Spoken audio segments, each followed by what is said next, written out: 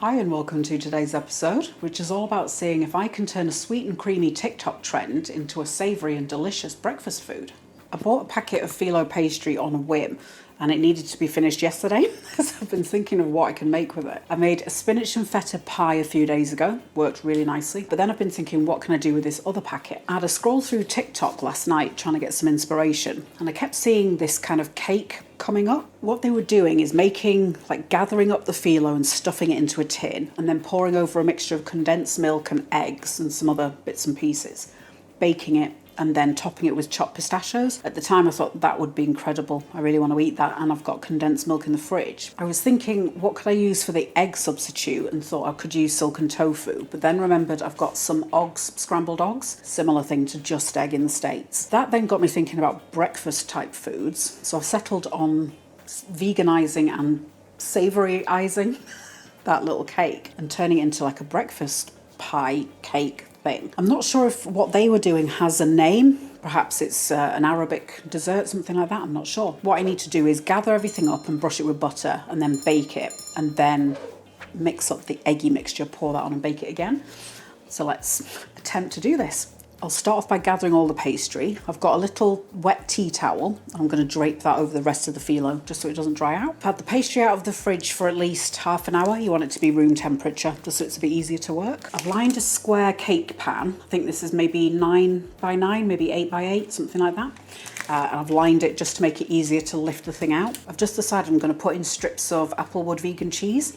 So this has got like a smoked flavour. If you haven't come across it before, this is a wheat pastry and it's super, super thin. It's kind of the thickness of maybe 2 sheets of office paper, that kind of thing. So I'm going to take one off, draping the remainder with a cloth. Just going to cut this cheese down into strips.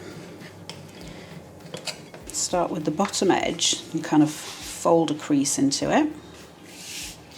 And then repeat that. Get the cheese slice. Tuck that. And I'll maybe do 2. If you remember when you were a kid, you make like paper fans. I'm going to put this in the tin, and then it's just a case of repeating that all the way across. I've just switched it out for a loaf tin because there's not enough pastry to fill the square one. So there's the tin all filled. And then I've got a good few tablespoons of vegan margarine. I'm just going to microwave this to melt it. And then we're going to liberally brush the marge onto the pastry. Probably don't need all of that margarine, but thought it was better to do more than I needed and not need it, rather than having to break off and melt more. I'm just making sure to get down the sides. There we go, all buttered up. So I'm going to now tuck this on the middle shelf of the oven that's been preheating at 160. The reason it's at 160 is mostly because I've got a gluten-free seitan in there as well. I'll link to that in the description for you. I'm playing around with different textures. Maybe higher will be better, but I think 160 should be nice. So onto the kind of pouring filling thing. So I'm going to dump in the whole bottle of the Oggs, so that's 330 mils. Gloop the Oggs into a jug, and then I'm going to swill the inside with oat milk. So I'll fill it maybe halfway and give it a really good shake. I'm going to add in some black salt. So this has got really high sulfur content, tastes like eggs. So I'm doing about 1/4 teaspoon of the black salt.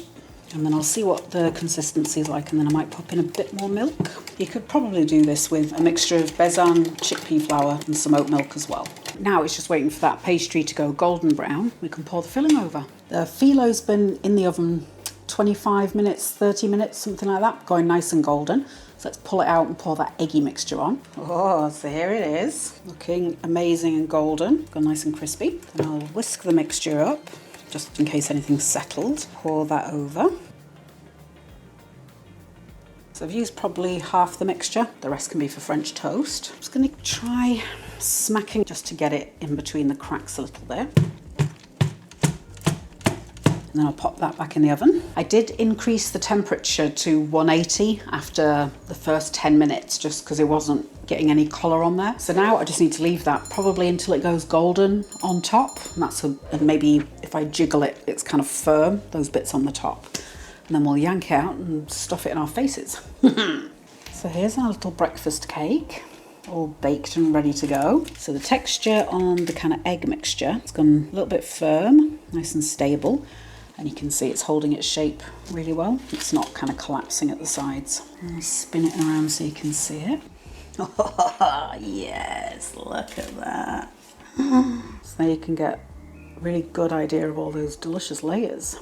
Let's have a go on this.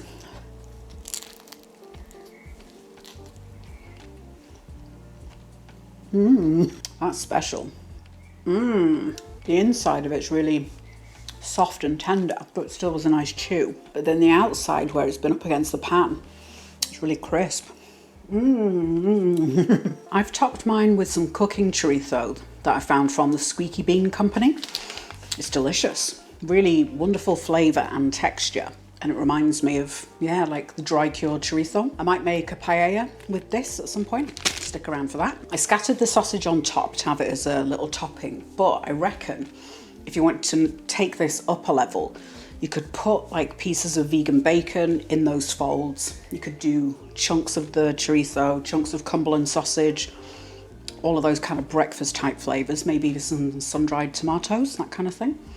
And I think that, yeah, I mean, the fiddliest part is folding the pastry, but other than that, it's super easy. If you wanted that for like a brunch kind of thing, you could possibly do it the night before. So fold everything, fold all the pastry, put it in the tin, and then the following day, brush the butter on, put it in the oven, and then go from that point. And then you've kind of done the hardest long part. And I think with the oven hotter, it'll take much shorter. But because I was trying to be mindful of the seitan, I didn't want to crank the heat up too high. So I did in the end. Yeah, I reckon 180 from the get-go, and you'll be done in probably first bake 10-15 minutes, and then the second bake, I think I had that in 15 minutes, just until the egg had solidified on top. Looks like TikTok can be useful. It's not the healthiest, obviously, with the amount of butter that I put on there. I probably used 2 tablespoons, something like that. At some point, I'll try seeing if aquafaba, if that browns and crisps the pastry as well. And that's the water that you get in a can of chickpeas, that kind of gloopy liquid. I use that to make granola and also pasta chips, and it goes super crunchy. You could maybe do a half and half, or, you know, do 20% melted butter, 80% aquafaba, and brush that on. I will give it a go at some point. I'll update the pinned comment just to let you know if that works, if you want to make a lower fat version.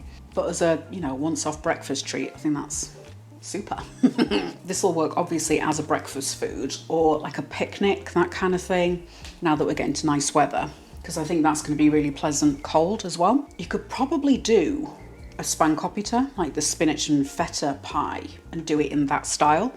So get your spinach mixture and stuff that down the gaps and dot in some feta cheese. Once you've got your egg mixture in, you can then put, you know, some pine nuts on top of there, maybe some flaked almonds, that kind of thing.